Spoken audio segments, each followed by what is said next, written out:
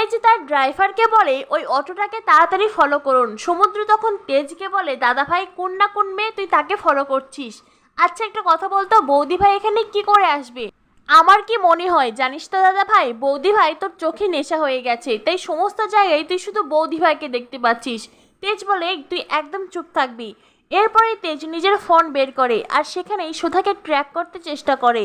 সুধার লোকেশন তার বাড়িতেই দেখায়। তেজ তার ড্রাইভারকে বলে আপনি বরং গাড়িটাকে ঘুরিয়ে নিন আর তাড়াতাড়ি বাড়িতে চলুন। এদিকে জোসনা তার স্বামী উজ্জ্বলকে বলে উজ্জ্বল তুমি তো তোমার মায়ের সমস্ত কথা শোনো, তোমার মায়ের জন্য কত কি করো, তুমি আমার জন্য একটা কাজ করতে পারবে? উজ্জ্বল বলে তুমি শুধু একবার বলো।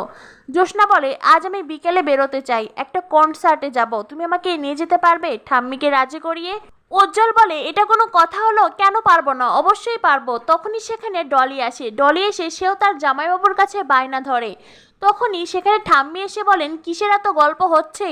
উজ্জ্বল তখন বলে ঠাম্মি ওই বাড়িতে তো আমি বিভিন্ন সময় কাজের চাপে থাকি, তাই জোসনাকে নিয়ে বের হতে পারি না। তাই ঠাম্মি আপনি যদি অনুমতি দেন তবে আজ একটু জোসনার ডলিকে নিয়ে বের হতাম, একটু খাওয়া দাওয়া আনন্দ মজা এই আর কি। তখনই সেখানে তেজ চলে আসে। তেজ এসে চিৎকার করে সুধা সুধা বলে ডাকতে থাকে। তরিতা এসে বলে আমি তো সেই কথাটাই বলতে এসেছি ঠাম্মি, দিদিভাই উপরে নেই, বাড়ির কোথাও নেই।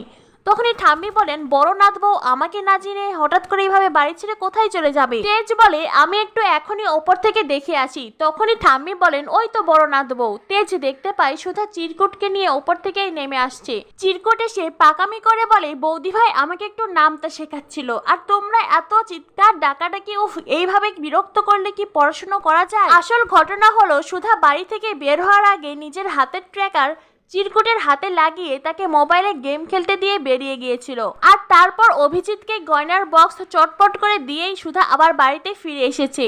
সুধা মনে মনে ভাবতে থাকে বাড়ির পিছনের দরজার সঙ্গে আপনি তো আমার পরিচয় করিয়ে দিয়েছিলেন মিস্টার বসু মল্লিক।